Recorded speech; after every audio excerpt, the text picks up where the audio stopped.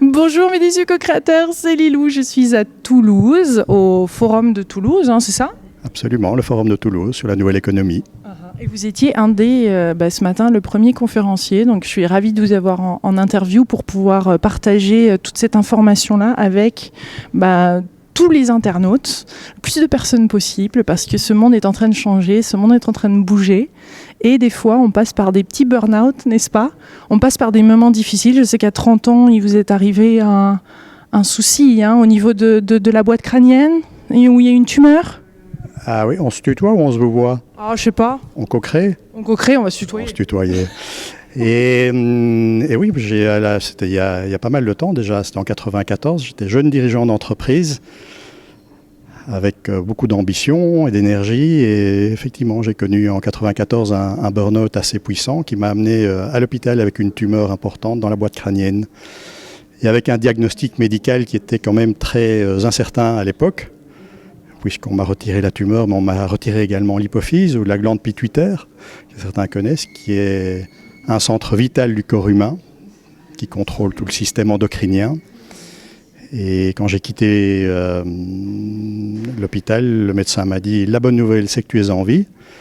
La mauvaise nouvelle, c'est qu'on t'a retiré et la tumeur et l'hypophyse et qu'on ne peut pas vivre sans hypophyse. Donc pour le restant de tes jours, tu risques d'avoir quelques petits problèmes. La première chose, c'est que tu seras probablement dépressif pour le restant de tes jours, comme une femme qui fait un baby blues.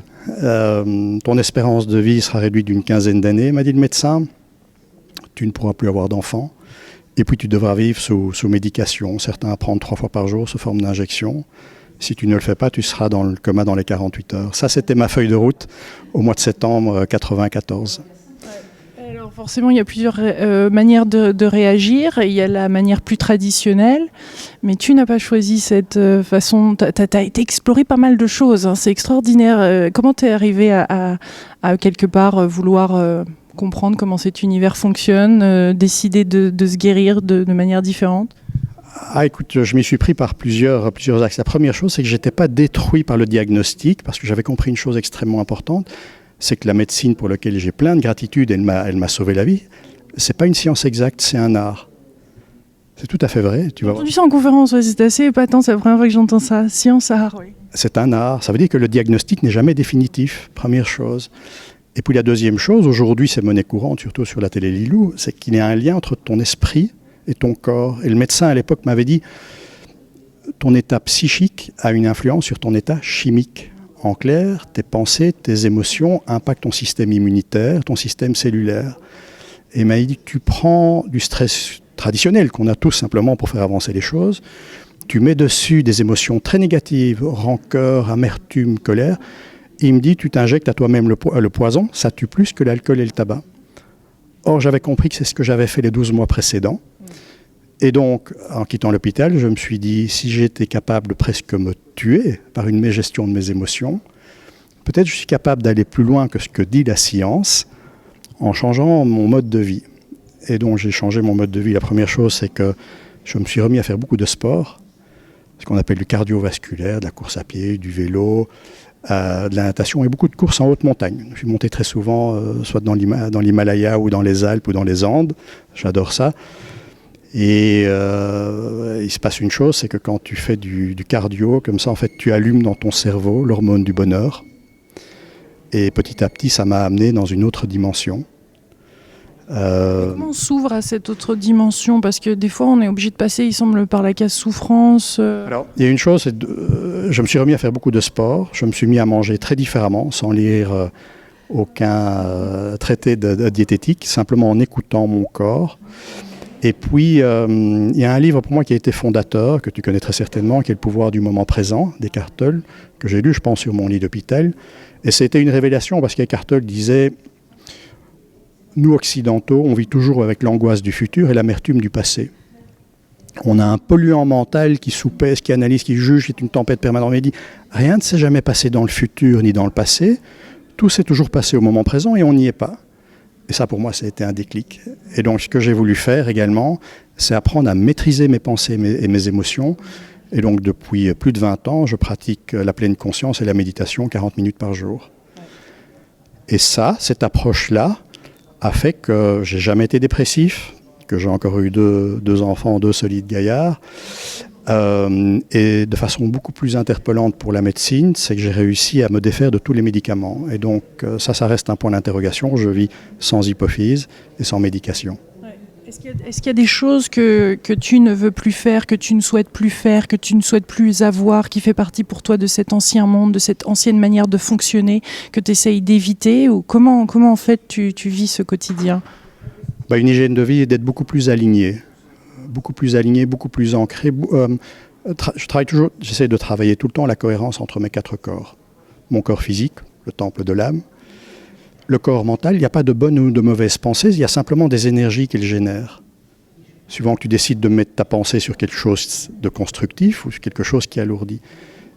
Et les pensées génèrent les émotions. Donc, si tu contrôles ton corps physique, ton corps mental, tu vas apprendre à maîtriser ton corps émotionnel, qui est d'une puissance colossale. Ce sont des décharges électriques, puis après ce sont des ondes que tu émets. Et quand tu alignes les trois, survient tout naturellement le corps spirituel. C'est pas la religion, c'est les valeurs, le sens, ce qui te fait lever le matin. Donc c'est vraiment ce que j'essaye de faire au quotidien, au travers de différentes pratiques. C'est intéressant parce que je ne sais pas si vous aviez vu l'interview que j'ai fait avec Frédéric Leloup en Belgique. Donc il a suivi tes formations aussi. Vous avez une même façon de penser par rapport à la spiritualité et le business. Absolument, mais Frédéric a fait son chemin et le fait très bien. Il est venu également se former chez moi et on a cette même envie de ramener la spiritualité, pas du tout la religion, mais la spiritualité dans la matérialité, de redonner un sens au monde des affaires. Et tu redonnes un sens, tu réallumes le feu. Qu'est-ce qui est au cœur, en fait, qu'est-ce qu'il devrait y avoir au cœur de nos vies, au cœur des entreprises, au cœur de... Ma doctrine, c'est pas le bon mot. Ma croyance, c'est que la raison d'être d'une entreprise, c'est pas la maximisation du profit, ça c'est la conséquence de ce que tu fais. Une entreprise, c'est avant toute chose une aventure humaine. Et que la raison d'être, c'est la création de valeur partagée pour toutes les parties prenantes. Si tu trouves un équilibre entre les attentes de l'actionnaire, mais surtout le patrimoine humain de l'entreprise, les employés qui viennent s'investir, la place que l'entreprise a dans la collectivité, dans la communauté, et que tu mets un sens, tu libères les forces complètement. Tu libères les forces et fondamentalement, le problème, c'est qu'on en a déifié l'outil, qui est la finance, et on a oublié la finalité. Oui, puis il y a l'ego qui s'y mêle aussi. L'ego qui s'y met, bien sûr, ça c'est un énorme problème. Moi, j'accompagne beaucoup les gens dans un processus qu'on a appelé leadership inspiré, inspirant.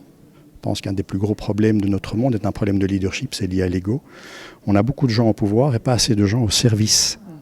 On a beaucoup de patrons qui agissent beaucoup pour leur intérêt personnel et pas assez pour l'intérêt collectif. C'est pour ça qu'on dit que de plus en plus, le management de demain sera féminin. Ce n'est pas une question de parité, c'est simplement une question d'énergie. L'ancien paradigme était dans la compétition, dans le pouvoir et la domination sont des énergies très masculines. Le nouveau paradigme qui doit émerger dans les entreprises, c'est passer de l'art de la compétition à l'art de la coopération. C'est cette capacité à s'investir pour le long terme et à prendre le groupe. Et ça, c'est des énergies beaucoup plus féminines. C'est ce que j'appelle un leadership inspiré et inspirant. Quels sont les autres, peut-être pas règles de ce nouveau paradigme, mais les autres éléments qui sont très importants pour que notre société évolue, pour que les entreprises s'ouvrent, pour que les êtres humains se sentent bien, se sentent créatifs, épanouis? Alors, la première chose, c'est retrouver le sens. Comme je t'ai dit, quand je rentre dans une entreprise, très souvent, je pose la question vision, mission, valeur. Je dis oui, on a ça, on a une mission, on veut être les meilleurs du monde dans notre secteur d'activité. Non, je dis ça, c'est pas... une vision, c'est de savoir qu'est-ce qui manquerait à la société au sens large si l'entreprise n'était pas là.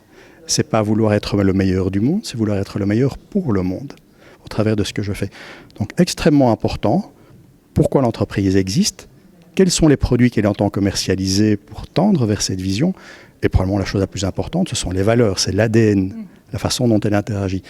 Donc ça, c'est la première chose. La deuxième chose pour changer le monde de l'entreprise, c'est ce que je viens d'expliquer, c'est d'avoir un autre type de leadership à la tête, des gens au service plutôt qu'au pouvoir. Laisser monter l'énergie féminine, passer de l'art de la compétition à l'art de la coopération. Les défis auxquels on fait face sont tellement grands que personne ne réussit seul. Et le troisième élément des entreprises de demain, du nouveau paradigme, c'est changer les mesureurs de performance. Le mesureur financier, c'est juste hygiénique. Il faut prendre en considération la création ou la destruction de valeur pour toutes les parties prenantes. Pour le patrimoine humain de l'entreprise, quand tu prends une décision, pour la collectivité. Ça veut dire quoi, ça, en d'autres termes, moins économique ou moins commercial, pour bien qu'on comprenne? Si tu achètes aujourd'hui ton hamburger 1 euro, il coûte beaucoup plus cher à la collectivité que 1 euro. Je vais t'expliquer pourquoi. Parce que pour pouvoir vendre un hamburger 1 euro, on va élever de façon intensive des vaches dans des enclos où ils ne verront jamais l'herbe. On va défricher en Amazonie pour planter du soja, pour apporter ce soja à ces vaches. Et donc tu vas pomper un maximum d'eau également. Tout ça pour qu'en bout de ligne, un consommateur lambda puisse payer 1 euro, quelque chose qui coûte beaucoup plus cher à la collectivité. Si demain, les grandes marques de fast-food recevaient une facture de la nature en leur disant « Eh bien, le hamburger que tu as vendu là, moi comme fournisseur, nature, voilà ce que ça coûte véritablement », ça changerait la face du monde. Et c'est en train d'arriver. Parce que de plus en plus d'entreprises s'en rendent compte, elles commencent à changer les mesures en disant « Ok, il y a un prix économique, mais quel est le prix pour la collectivité ?» C'est ce qu'on appelle les externalités.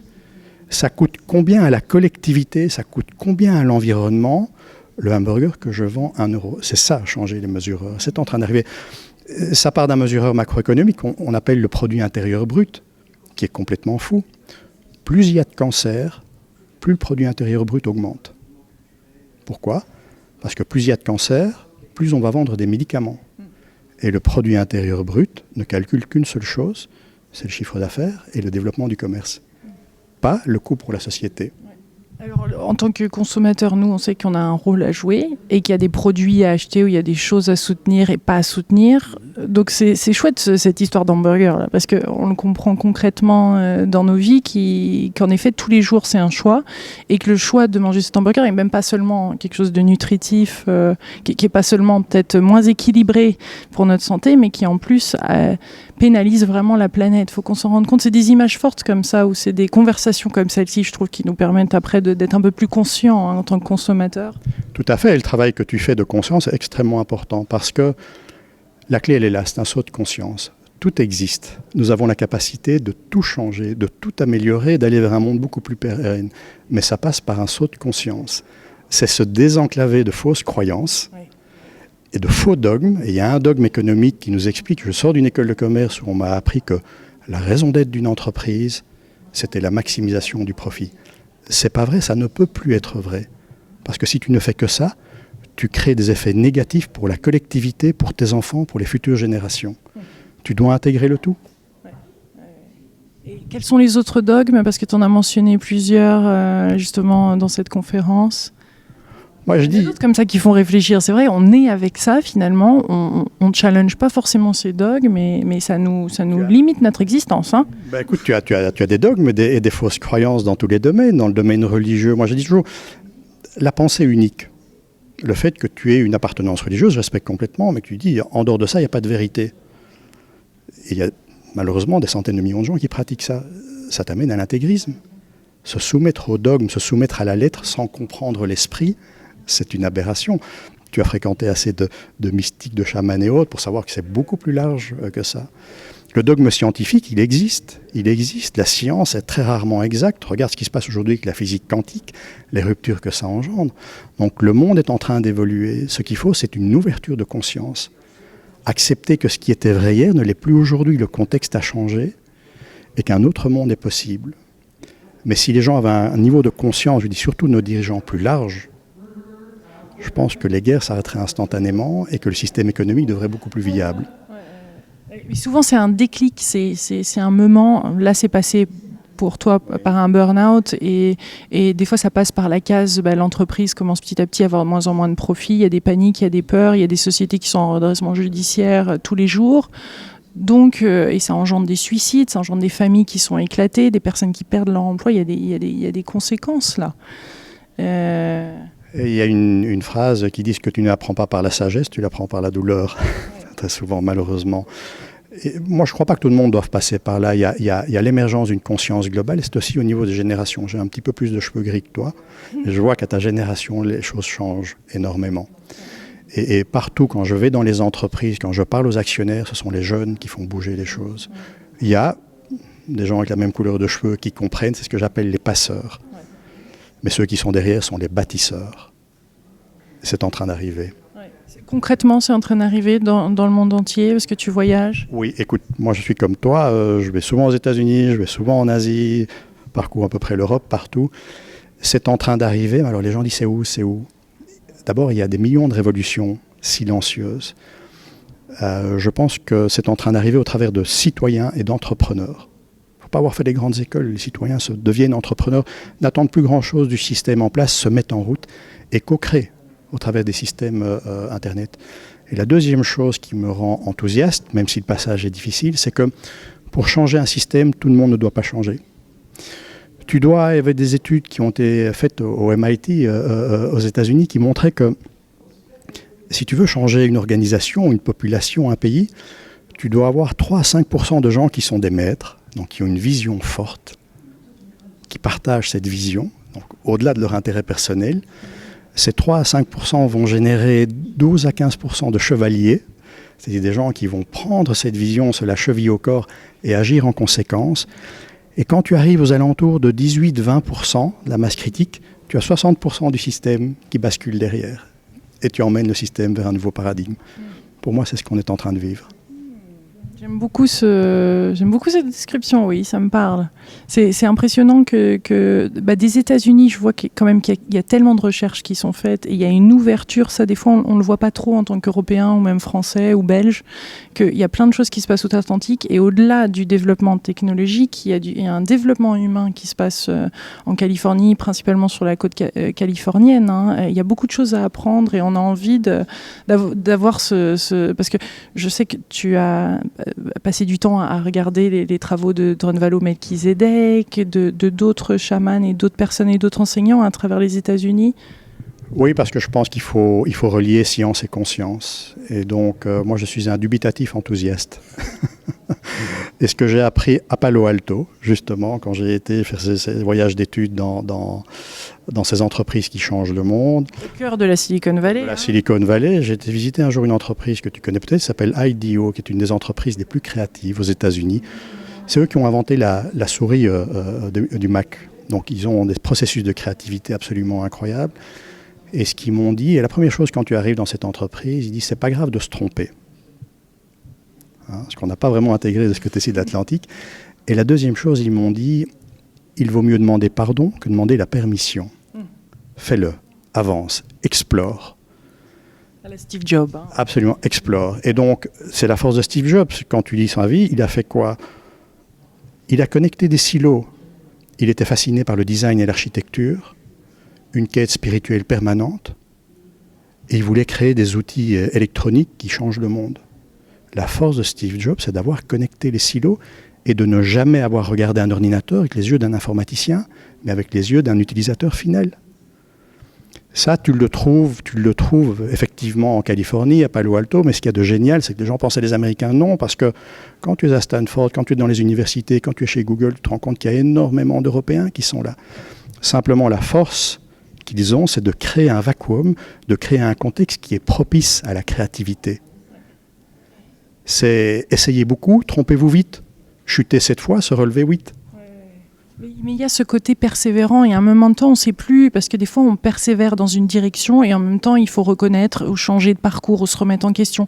Donc quelle est la bonne mesure entre ce côté persévérant pour pas que ça devienne obsessionnel et que ça nous retire notre créativité ou voire même ça peut nous amener à faire un parcours qui peut-être ne nous corresponde pas ou où il n'y a pas notre plein potentiel peut se développer finalement. La première chose, je pense qu'il faut toujours chercher à suivre son intuition profonde, son intelligence intérieure. En anglais, on dit gut feeling. Il y a quelque chose en toi qui sait, qui sent, qui n'est pas de l'ordre du mental. C'est quand tu reconnectes à qui tu es. Mais il faut pouvoir être aligné là-dessus. Après ça, je dis essayez beaucoup, trompez-vous vite. C'est le principe d'avoir 100 idées pour sortir 3 projets et un succès. Trompez-vous vite. Faites pas 3 fois la même erreur. Apprenez de vos erreurs. Et puis tu sais, ces gut feelings, ça va ce sentiment profond, cette vision que tu as pour toi-même de ce qui est bon, de ce qui est cohérent, c'est le phare que tu poses sur l'horizon. Et puis tu te dis, moi je vais prendre cette destination-là. Je vais embarquer sur un voilier pour aller vers ce phare. Mais en mer, tu vas trouver des marées contraires, des vents contraires, ce qui va t'amener à devoir tirer des bords au nord, au sud, à t'éloigner du phare. Mais tu ne perdras jamais de vue le phare vers lequel tu vas. Ça, c'est la chose la plus importante. Et la chose la plus importante pour un dirigeant, pour avoir l'équipe qui lui est quelque part nécessaire pour faire que la vision se mette concrètement en place, puisqu'on ne peut pas le faire seul. Maintenant, tu le disais en conférence, il faut être tous ensemble. Il faut le faire à plusieurs. Quelle est cette nouvelle vision justement de ce travail en équipe ou de ce recrutement pour un chef d'entreprise? Qu'est-ce qu'il doit chercher? Qu'est-ce qu'on doit chercher avant tout dans l'équipe? Il y a plusieurs choses dans ta question. Le profil, pour moi, idéal du monde qui vient en tant que dirigeant, c'est ce que j'appelle les dirigeants inspirés et inspirants. Alors, qu'est-ce que ça veut dire que d'être inspiré? Mais je pense qu'être inspiré, c'est pouvoir répondre aux questions existentielles. Qu'est-ce qui me fait lever le matin? Qu'est-ce qui donne un sens à mon existence? Quelles sont les valeurs profondes auxquelles je ne veux pas déroger? Ça paraît tarte à la crème, mais c'est une question qui a 2000 ans et auquel beaucoup de gens ne savent pas répondre. C'est le connais-toi toi-même de Socrate. Donc, pour être inspiré, la première chose, c'est avoir la connaissance de soi-même et aussi avoir une compréhension plus holistique du monde.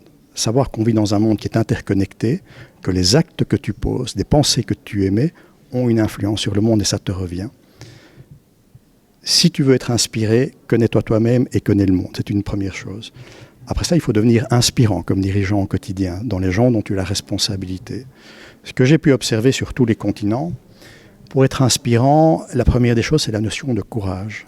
Si tu as le courage de reconnecter à tes valeurs profondes en tant que femme, en tant qu'homme, en tant qu'individu, en tant qu'homo sapiens, il faut oser les vivre en tant qu'homo economicus.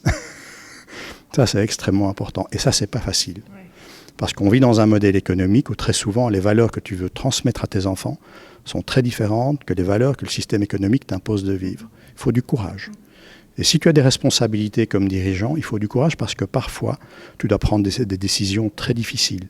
Ta vraie responsabilité, c'est la pérennité de l'équipe. Et parfois, malheureusement, pour que l'équipe soit pérenne, il faut pouvoir se dégager d'un membre ou autre chose. Donc il faut du courage, poser ces actes-là. Le deuxième élément pour être inspirant, extrêmement important pour moi, c'est la notion de diversité. C'est vraiment célébrer la diversité. Je pense que la valeur ajoutée, elle provient de la différence. La créativité, elle provient de la différence entre les gens. Tu prends deux gens de couleurs, d'origines différentes, de couleurs différentes, tu les mets ensemble, mais partageant les mêmes valeurs, tu les mets ensemble, tu auras toujours des solutions créatives. L'étranger n'est pas celui qui a un passeport ou une couleur de peau différente, c'est celui qui ne partage pas des valeurs universelles comme respect, ouverture, transparence. Si tu veux être créatif, et on doit être créatif, on doit réinventer le monde, il faut avoir l'amour du métissage. Le troisième élément pour être inspirant, après le courage, le métissage, c'est développer ce que j'appelle un capital affectif. Le fait que les gens ont envie de travailler avec toi et pas pour toi. Et comment est-ce qu'on fait ça? Mais la première des choses pour développer un capital affectif, c'est la notion d'empathie et de compassion. Quand je parle ça devant des directeurs financiers, il va nous parler d'amour. Ben oui, bien sûr. Si tu veux interagir avec les gens, si tu veux gérer les gens, il faut les aimer. Mais c'est pas l'éros des Grecs, c'est agapé. Les Grecs avaient 4 mots pour définir ce qu'est amour. Pornéa, l'amour dévorant. Eros, l'amour romantique. Philia, l'amour amical. Et agapé, l'amour du tout, l'amour de la vie. Croire que demain sera meilleur qu'aujourd'hui. Extrêmement important que les patrons aient ça. Donc empathie et compassion, aimer les gens. Le deuxième volet, c'est probablement le plus difficile pour un dirigeant et pour les hommes, c'est l'humilité. Si tu veux être inspirant, il faut comprendre que si tu as les responsabilités, s'il y a un problème, c'est ta faute, ta responsabilité. S'il y a un succès, c'est grâce à l'équipe. C'est le plus gros enjeu aujourd'hui à tous les niveaux, c'est l'humilité. Donc voilà, il y a beaucoup de gens qui y travaillent, mais c'est en train d'advenir. Un petit chiffre juste avant de finir cette interview que j'ai entendue en conférence, c'est que 65% apparemment des métiers ne sont pas encore créés. Enfin, quand les enfants, tu disais que les enfants à l'école, dis-nous cette phrase. Eh bien, les études disent qu'avec les ruptures technologiques qui arrivent, ce nouveau monde qui est en train d'émerger, c'est que 65% des métiers qu'occuperont les jeunes enfants aujourd'hui qui ont 10 ans n'existent pas encore. Et donc, de l'urgence de former les enfants très, très différemment, parce qu'ils vont devoir être les bâtisseurs et inventer quelque chose de fondamentalement différent. Donc, on doit, je pense, comme je l'ai expliqué, changer le modèle d'éducation, avoir une approche beaucoup plus globale et revenir à la phrase de Montaigne qui disait « L'enfant n'est pas un vase qu'on remplit, mais un feu qu'on allume ». Il y a un livre que tu as publié, Tout est changé, tout se change. J'ai publié... Est-ce que c'est encore d'actualité? Oui, tout à fait. J'ai publié 2 livres, un qui s'appelle Tomber plus haut, qui est l'histoire de résilience personnelle, et puis tout récemment un autre livre qui s'appelle Sans plus attendre, qui est une proposition de résilience collective. Alors, je prédis un 3e livre, Tout doit changer, voilà, ça c'est fait, ça vient d'arriver là comme ça en connexion. Oui, bien sûr, qui montre qu'un autre modèle économique est possible, ce que j'appelle une économie régénératrice, une révolution nécessaire de l'enseignement, et puis tout ça passe naturellement par un travail sur la conscience. Merci beaucoup pour cette entrevue. Grand merci Lilou.